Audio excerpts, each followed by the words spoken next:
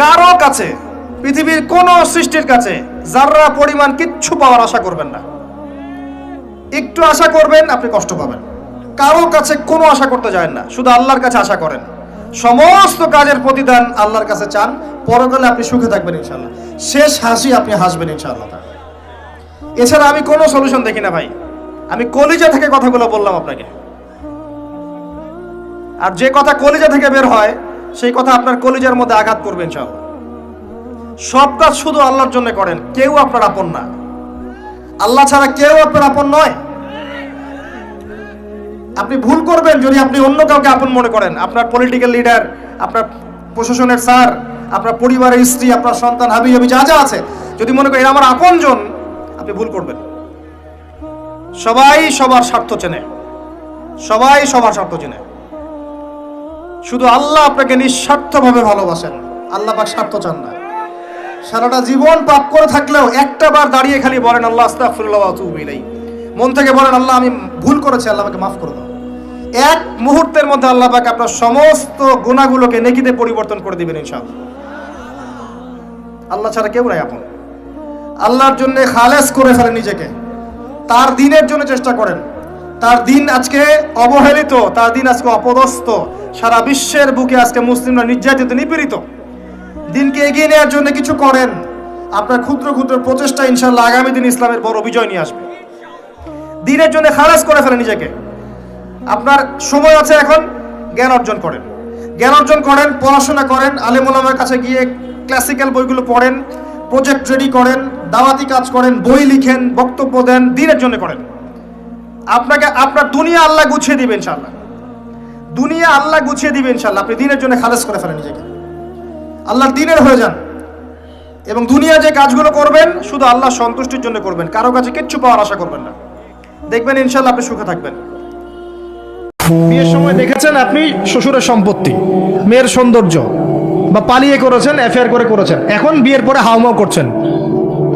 বিয়ের আগে তো দিনদারিতা দেখেন নাই। আল্লাহর নবী কখনো বলেননি 4টা গুণ দেখে বিয়ে করো। হাদিসের শব্দ এমন নয়। ওলামায়ে কেরামকে জিজ্ঞাসা করেন 4টা গুণ দেখে বিয়ে করো নয় শব্দটা। 4টা গুণ দেখে সাধারণত বিয়ে করা হয়। 4টা গুণ দেখে সাধারণত বিয়ে করা হয়। সম্পদ, সৌন্দর্য, বংশ, দিনদারিতা। তোমরা দিনদারিতাকে প্রাধান্য দাও, না হলে তোমাদের হাত ধুলোয় ধূসরিত হবে।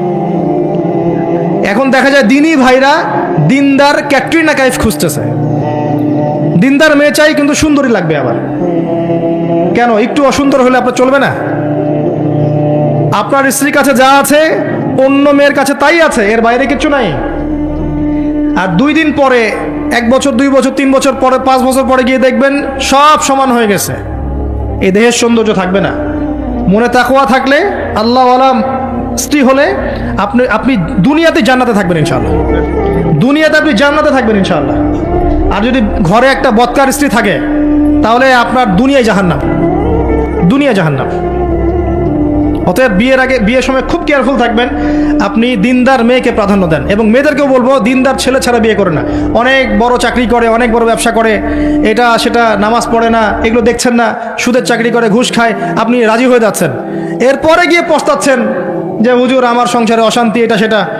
এখন তো পস্তায় লাভ নাই, বরং আপনার সন্তানও হবে ওই নাস্তিক প্রজন্মের মতোই। নাউজুবিল্লাহ। আমরা দুনিয়ার স্বার্থ খুব ভালো চিনি। দুনিয়ার স্বার্থকে ত্যাগ করে দিনকে অগ্রাধিকার দেন, আল্লাহ পাক কবুল করবে ইনশাআল্লাহ। এই হলো ইসমাইল আলাইহিস সালামের মা। তিনি যেমন সন্তান তেমন এখানে আমাদের জন্য আদর্শ আছে। এখনো যদি আমরা দিনের বিজয় চাই, প্রত্যেক পরিবারের কর্তাকেও হতে হবে ইব্রাহিমের মতো আলাইহিস সালাম। প্রত্যেক পরিবারের সন্তানদেরকে হতে হবে ইসমাইলের মতো আলাইহিস সালাম। প্রত্যেক পরিবারের মা বোনদেরকে হতে হবে হাজরা সারার মতো। তবে আদর্শ পরিবার হবে ইনশাআল্লাহ। আল্লাহ পাক আমাদের সবার পরিবার এমন করে দিন, আল্লাহুম্মা আমিন। এবং এটা অসম্ভব কিছু না, এটা সম্ভব। এটা করতে গেলে আপনাকে সরকার প্রশাসন বাধা দিবে না, আপনাকে পিটাবে না, কিচ্ছু করবে না। এটা আপনার উপরে, এটা আপনি করতে পারেন। এই ইসলাম সংশোধন আপনি করতে পারেন, চেষ্টা করেন। আল্লাহ পাক তৌফিক এনায়েত করুন। যদি আপনার সন্তান খুব আদরের কলিজার টুকরা হয়, নামাজ কালাম না পড়ে, ওকে বোঝানোর চেষ্টা করবেন। ছোটবেলা থেকে নামাজের ট্রেনিং দিবেন। 10 বছর বয়স হয়ে গেছে, নামাজ পড়ে না, নবী করিম সাল্লাল্লাহু আলাইহি ওয়াসাল্লাম বলেছেন তাকে পিটাইতে হবে। আল্লাহর নবী মুহাম্মদ সাল্লাল্লাহু আলাইহি ওয়াসাল্লাম কি দয়ালু মানুষ ছিলেন না কঠোর?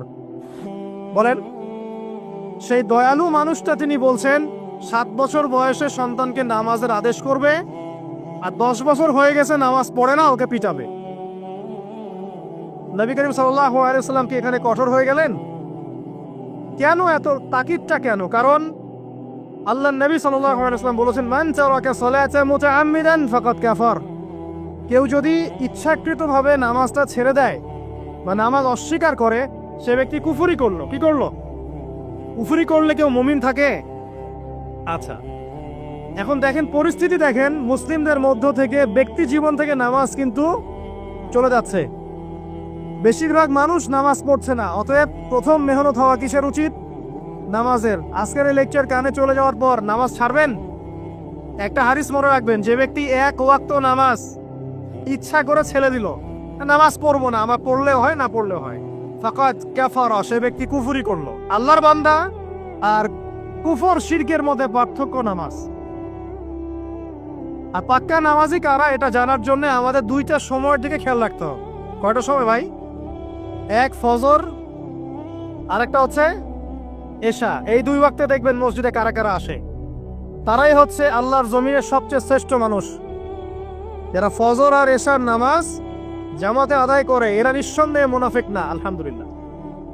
কারণ আল্লাহ নবী বলেছেন, বলেন সাল্লাল্লাহু আলাইহি ওয়াসাল্লাম, মুনাফিকদের উপরে সবচেয়ে ভারী নামাজ হচ্ছে 2টা। কয়টা? এক হচ্ছে ফজর, আরেকটা কি? এশা। তো 5 ওয়াক্ত নামাজ গুরুত্ব দিব, সবচেয়ে বেশি গুরুত্ব দিবেন কিসে? ফজর এবং এশা। এই ফরজ নামাজ যখন আপনি ঠিকঠাক করবেন, এখন মুসলমানের খাতায় নাম আছে। নামাজ ঠিকঠাক নাই, মুসলমানের খাতায় নাম নাই তো। আর কিয়ামতের মাঠে সবার আগে কিসের হিসাব হবে ভাই? নামাজে। যার নামাজ ঠিকঠাক থাকবে তার বাকি হিসাব ওকে, কোনো সমস্যা নাই। আর যার নামাজ ঠিকঠাক নাই তার বাকি হিসাব ধরা খাবে, হবে না? একজন ব্যক্তি মনে করেন অনেক দান সৎকার করেছে, হজ উমরা করেছে, ইত্যাদি ইত্যাদি, নামাজ নাই, কি হবে? ধরা খাবে না? আল্লাহ পাক আমাদের সবাইকে, আমাকে, আপনাদের সবাইকে 5 ওয়াক্ত নামাজি হওয়ার তৌফিক দান করবেন, আমিন। আমাদের মা বোন যারা আছে, আমাদের এখানে যুবক ভাই যারা আছে, আমরা সবার প্রতি নসিহত করব, আজকে থেকে নামাজ ছাড়বেন না। ঠিক আছে ইনশাআল্লাহ? আল্লাহ পাক তৌফিক এনায়েত করুন, আমিন। যে বলতেছে মাঝে মাঝে একা একা হাসতেন, সবাই জিজ্ঞেস করে আমিরুল মুমিনিন কেউ নাই, আপনি একা হাসেন কেন? তো মাঝে মাঝে অতীত জীবনের কথা মনে ওঠে। বকরি পর্যন্ত চালাইতে পারতাম না, রাখাল ছিলাম, বকরি চড়াইতে পারতাম না, ডেলি একটা না একটা হারায় আসতাম, আর খালা ইচ্ছা মতে ডেলি মার দিত। আজকে তো আমি 3 মহাদেশের রাজা। কয় মহাদেশের? Europe, Asia, Russia. আগে মহাদেশ 3টাই ছিল, বাকিটি পরে আবিষ্কার হয়েছে।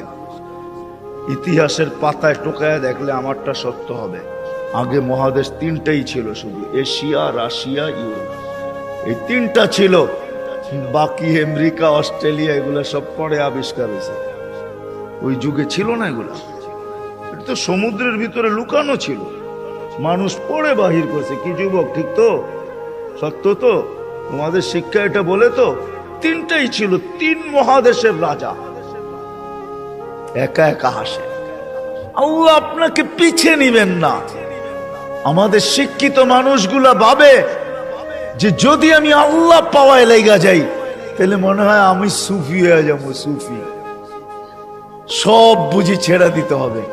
না না, কিচ্ছু ছাড়তে হবে না, আরো টপে উঠবেন। টপে এখন আর কতটুকু টপে, তখন আরো টপে উঠবেন। আল্লাহ দেখাইছেন দুনিয়ার ভিতরে সবচেয়ে টপ হইল 10 টপ, এর উপরে কেউ টপে নাই।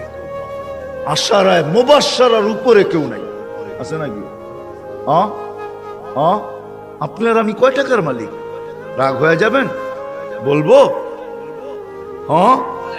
হায় হায়, আপনার আমি কয় টাকার মালিক? কয় টাকা? আব্দুর রহমান ইবনে আউফ রাদিয়াল্লাহু তাআলা আনহু যখন মারা যায়, নগদ ক্যাশ টাকা ছিল 47 লক্ষ কোটি টাকা। কত? জি, আপনার বাজেট এবার কত হয় দেখেন। হয়তো 7 লক্ষ কোটি টাকা হবে, নাহলে 7.5, নাহলে 8 লক্ষ কোটি টাকা। এর বেশি বাংলাদেশের বাজেট হবে না। গত বছর হয়েছে এর চেয়ে কম, 7 লক্ষ কোটি টাকা হয়েছে। এবছর 8 লক্ষ কোটি টাকা হবে বাজেট।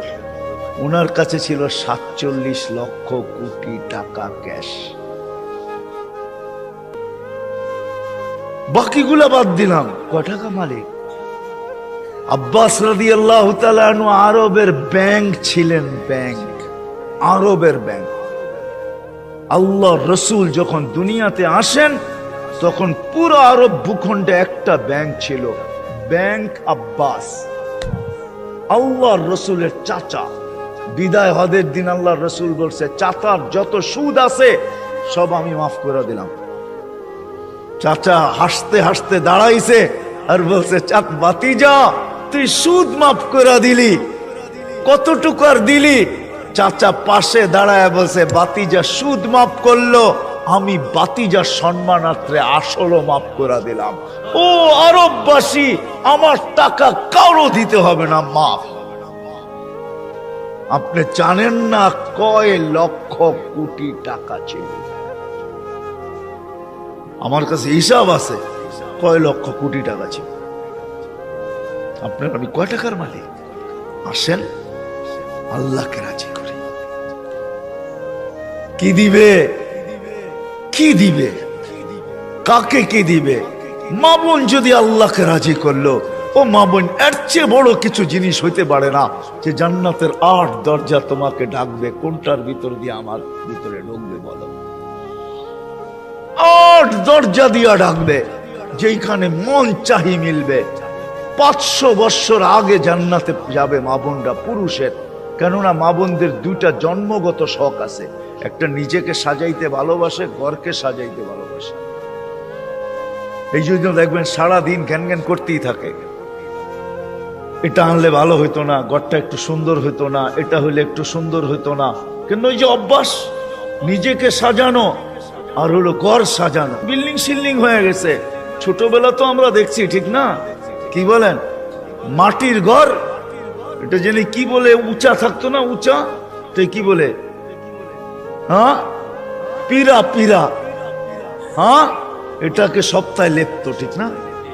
ওটার ভিতরে আবার ফুল আঁকতো, ঠিক না? হায় হায় হায়, সব। আল্লাহ বলে, বান্দি তোকে 500 বছর আগে জান্নাতে পাঠাবো, তুই নিজেকে সাজাইতে পারিস নাই, আমাকে রাজি করতে যায়া শখ পুরা করতে পারিস নাই। এখন জান্নাত যা চাবি তা দিয়ে তোর শখ আমি 500 বছর পুরা করব। তারপরে তোর স্বামীকে তুই মিস কল দিবি যে 500 বছর শখ পুরা হয়ে গেছে, কাম তুমি এখন আসো। তারপরে তোর স্বামীকে পাঠাবো, ইয়ানকালিবু ইলা আহলিহি মাসরুরা। তখন না স্বামী নাচতে নাচতে জান্নাতের দিকে যাবে। মালিক জিজ্ঞাসা করে প্রতিদিন, বান্দা কি কারণে আমাকে ছেড়ে দিলা? হ্যাঁ, রাত 12টা বাজে তুমি ঘুমায় গেলা, মা ঘুমায় গেল, বাপ ঘুমায় গেল, বিবিও ঘুমায় গেছে, পাড়া পড়শি ঘুমায় গেছে। আল্লাহ বলেন, আমি তো ঘুমাই নাই বান্দা, আমিও তো ঘুমাই নাই। সারাদিনে আমিও তো জগৎটা পরিচালনা করছি, তবুও তো আমার কোনো ক্লান্তি নাই, আমি তো ঘুমাই নাই। কেন ঘুমাই নাই জানো বান্দা? রাতের 2টা বাজে যদি তোমার পেশাব করতে হয়, রাতের 3টা বাজে যদি তোমার দরজা খুলতে হয়, তখন যদি তোমাকে উঠতে হয়, আর আমি যদি ঘুমায় যাই বান্দা, তোমারে চোখ মেলে দিবে কে?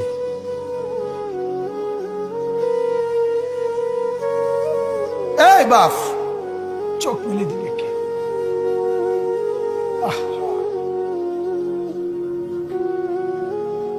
আল্লাহ আমাদেরকে মাফ করে। কোরআনুল কারীমের মধ্যে আল্লাহ তাআলা বলছে, ওয়া হুয়াল্লাযী ইয়াতাওয়াফফাকুম বিল-লাইল। কোরআনে আল্লাহ বলে, বান্দা শোনো, প্রত্যেকটা মানুষকে রাত গভীরে যে ঘুম আমি দেই, সেটা ঘুম না, আমি ওয়াফাত দেই, আমি মূলত মৃত্যু দিয়ে দেই। আবার আমি দয়া করে একটা নির্দিষ্ট সময় পরে চূড়ান্ত মৃত্যু দেব বলে আমি আবার সেই হায়াত সকালবেলা যখন জাগতে শুরু হয় তখন আমি ফিরে দেয় আল্লাহ। এমনও মানুষ আছে পৃথিবীতে, রাত্রিবেলা ঘুমাইছিল ভালো মানুষ, সকালবেলা আর জাগে নাই। আমার একজন দূরসম্পর্কীয় চাচা আছে, প্রফেসর ছিলেন, ভালো মানুষ ছিলেন। রাত্রিবেলা জলজ্জান্ত মানুষ ঘুমাইছে, সকালবেলা আর দরজা খুলে দেখছে ওই মানুষটা জীবিত ছিল না, মারা গেছে। হতে পারে না? হতে পারে কিনা বলেন না? তাইলে বছরের পর বছর, মাসের পর মাস, এই বাপ, বাহিরের কারো চিন্তা করে বাদ দেন। আপনারা যারা বসছেন, আপনাকে বলছি, আপনি কষ্ট করে বসছেন, রাতের 12টা বাজে, রাতের 12টা বাজে, এত কষ্ট করে বসছেন, বিনিময়ে একটু ভাবেন, একটু ভাবেন, অনুরোধ আমার, একটু ভাবেন। আজ মাঝে মাঝে মন চায় আল্লাহর বান্দা মুসলমানদেরকে বুকে জড়ায় ধরে কাঁদি যে বাপ কেন এত ভুল করছেন, আল্লাহকে কেন এত নারাজ করছেন? যার বিবি বেপর্দা, আপনি আল্লাহকে কত পরিমাণ নারাজ করাচ্ছেন। যার স্ত্রী, যার মেয়ে বেপর্দা, আপনি আল্লাহকে কি পরিমাণ নারাজ করছেন বলেন? এক কুকুর মরলে, লাশ ফেলে রাখলে যেই দুর্গন্ধ ছড়ায়, সেই দুর্গন্ধে অল্প কিছু মানুষের কষ্ট হয় কিছুক্ষণ, কিন্তু এক নারী বেপর্দা হাঁটলে যে যুবকগুলোর চরিত্র নষ্ট হয়, সেই নারী এক মরা লাশওয়ালা কুত্তার চাইতে বেশি দুর্গন্ধ ছড়ায়। কুকুরের দুর্গন্ধ এত বেশি ছড়ায় না, বেপর্দা নারীর দুর্গন্ধ যে পরিমাণ ছড়ায়। সে তো শত শত যুবক তার চরিত্র শেষ করে দিয়েছে। এই সিনেমার নায়িকা নর্তকীরা উলঙ্গ আর ছবি আর বিবস্ত্র ছবি আর নাচ গানের এই ফুর্তি দেখিয়ে এরা হাজারো যুবকের চরিত্র গঠন করে না নষ্ট করে? কথা বলেন না কেন? এজন্য আমার শায়েখ আল্লামা মুফতি মুশতাকুর নবী সাহেব বলে, হাজারো মানুষের জীবন নষ্ট করে যে, এজন্য তার জীবনে কখনো সুখ ধরা দেয় না। এজন্য এই পৃথিবীর জরিফ এটা, আপনি জরিফ চালায়া দেখেন, যত সিনেমার নায়ক নায়িকা, এদের জীবনের মতো দুঃখী জীবন, ব্যক্তি জীবনের মতো কষ্টের জীবন আর কারো নাই। আপনি খবর লাগান, আপনি খবর লাগান, এদের মতো লাঞ্ছনা। কারণ হাজারো যুবককে নষ্ট করছে এই হাসি দিয়া, অথচ এই হাসি তার মূলত আসল হাসি না। এই হাসি যদি ল্যাবে অথবা ডায়াগনস্টিক সেন্টারে পরীক্ষা করায়, প্রত্যেকটা হাসির মধ্যে ফরমালিন পাওয়া যাবে। কি পাওয়া যাবে? Formalin, formalin. আকরাবু মা ইয়াকুনুল আবদু মির রাব্বিহি ওয়া হুয়া সাজিদ। বান্দা যখন সেজদায় লুটিয়ে পড়ে, বান্দা আল্লাহর সবচাইতে কাছে চলে যায়। তাহলে কোরআন আমাদেরকে জানালো, যদি আল্লাহর প্রিয় হতে চাও সেজদায় লুটিয়ে পড়ো। আল্লাহর প্রিয় হতে চাইলে কি করব? আওয়াজ করে বলেন কি করতে হবে? আল্লাহর হাবিব সাল্লাল্লাহু আলাইহি ওয়াসাল্লাম লম্বা সময় ধরে রাতে সেজদায় পড়ে থাকতেন। আল্লাহর হাবিব সাল্লাল্লাহু আলাইহি ওয়াসাল্লামের সাহাবারা সব সময় লম্বা লম্বা রুকু দিতেন, লম্বা লম্বা সেজদা দিতেন। কিন্তু আমরা রুকুর মধ্যে তাড়াহুড়ো করি, সেজদা দিতে যে তাড়াহুড়ো করি, এরকম আছে না? নিমসার এলাকায় এরকম কেউ নাই আলহামদুলিল্লাহ। আপনারা তাড়াহুড়ো করেন? করবেন না আমার ভাইয়েরা। There is no rushing in salah. সালাতে তাড়াহুড়ো নেই। There is no hastiness in salah. সালাতে কোনো তাড়াহুড়ো নেই। সল্লু সালাতান মুআদ্দি'। এমন ভাবে নামাজে দাঁড়াবেন মনে করবেন এটাই হতে পারে আমার জীবনের শেষ নামাজ, ঠিক কি না? Perform the salah as if this is your last and final prayer. এমন ভাবে মুসল্লায় দাঁড়ান মনে করেন এটাই হতে পারে জীবনের শেষ নামাজ। This is my last chance. এখন বাজে 3:30। কেউ যদি বলে আসরের যে নামাজটা পড়বেন এটাই আপনার জীবনের শেষ নামাজ, ওই নামাজ আপনি তাড়াহুড়া করবেন? কথা বলেন। আরে কাঁদতে কাঁদতে আপনি শেষ। এত সুন্দর অজু বানাবেন, এত সুন্দর আতর মেখে জায়নামাজ বিছিয়ে পাঞ্জাবিটা পরে আপনি নামাজে দাঁড়াবেন। রুকুতে কি সুন্দর রুকু করবেন, লম্বা সময় সেজদা করে চোখের পানি দিয়ে তো সেদিন আপনার জায়নামাজ আপনি ভিজিয়ে দিবেন, ঠিক কি না? কেন এমনটা করবেন? কারণ আপনি জেনে গিয়েছেন এটাই আমার শেষ নামাজ, তাই না? তো প্রতিটা নামাজের সময় এই জিনিসটা ভাবলে সমস্যা কোথায়? আমরা যে আরো আধা ঘন্টা এখানকার সবাই বেঁচে থাকবো কোনো গ্যারান্টি আছে? আরো 10 মিনিট হায়াত পাবো, গ্যারান্টি? 5 মিনিট, 2 মিনিট শ্বাস যেটা নিলাম, ব্রেথ ইন করলাম, এটার ব্রেথ আউট করতে পারবো, কোনো গ্যারান্টি আছে? তো প্রতিটা সালাতের মুসল্লায় যখন দাঁড়াই এই চিন্তাটা আমাদের মাথায় আসে না কেন যে এটাই আমার শেষ নামাজ? সল্লু সালাতান মুআদ্দি'। আমার প্রিয় কুমিল্লাবাসী ভাইয়েরা, যখনই নামাজে আমরা দাঁড়াবো আমরা ভাববো হতে পারে এটাই আমার জীবনের শেষ নামাজ। এটাই জীবনের ভাবা যাবে? আর লম্বা চূড়া রুকু করবেন, লম্বা সেজদা করবেন, রুকুতে পিঠটা সোজা রাখবেন। আল্লাহর হাবিব সাল্লাল্লাহু আলাইহি ওয়াসাল্লাম যখন রুকু করতেন পিঠটা থাকতো স্ট্রেট ফরওয়ার্ড, বাঁকাও না উঁচুও না, ওয়াকানা বাইনা যালিক। সাহাবারা বলতেন আল্লাহর হাবিব সাল্লাল্লাহু আলাইহি ওয়াসাল্লামের রুকুর পিঠের উপরে পানি ভর্তি কোনো গ্লাস রেখে দিলে গ্লাসটাও কাঁপবে না, পানিটাও পড়বে না। তার মানে বাঁকা ছিল পিঠ, তাই না? কি ছিল? সোজা। আবার আল্লাহর হাবিব সাল্লাল্লাহু আলাইহি ওয়াসাল্লাম বললেন সবচেয়ে বড় চোর যে নামাজে চুরি করে। সাহাবারা বললেন কাইফা ইয়াসরিকু ফিস সালাহ, নামাজে কেমনে চুরি করে? আল্লাহর হাবিব সাল্লাল্লাহু আলাইহি ওয়াসাল্লাম বললেন ইয়াসরিকু ফি রুকুইহি ওয়া সুজুদিহি, রুকু সেজদায় চুরি করে। এরকম নামাজ চোর আছে না নাই? রুকু থেকে সোজা হয়ে দাঁড়িয়ে কয়েক সেকেন্ড আপনি রিল্যাক্স করবেন। প্রথম সেজদা দিয়ে আপনি সোজা হয়ে বসে কয়েক সেকেন্ড রিল্যাক্স করবেন। কি করবেন? রিল্যাক্স। আওয়াজ করে পড়েন সবাই, রিল্যাক্স। নামাজে তাড়াহুড়ো নাই, সালাত হচ্ছে মেডিটেশন, রিল্যাক্স। এক সেজদা দিয়ে বসে আপনি রিল্যাক্স করবেন ধীরস্থির ভাবে, এরপরে দ্বিতীয় সেজদায় যাবেন। অনেকে সেজদা প্রথমটা দিয়ে কোনো রকম মাথাটা তুইলেই আবার সেজদায় দৌড় মারে, আছে না নাই? রুকু থেকে স্ট্রেট ফরওয়ার্ড দাঁড়ানোর কথা, দাঁড়িয়ে 1-2 সেকেন্ড রিল্যাক্স করার কথা, ওইটা না করে রুকু থেকে কোনো রকম মাথা তুলেই আবার সেজদায় দৌড় মারে, এরকম ডাকাত আছে না নেই? এরাই সালাত চোর।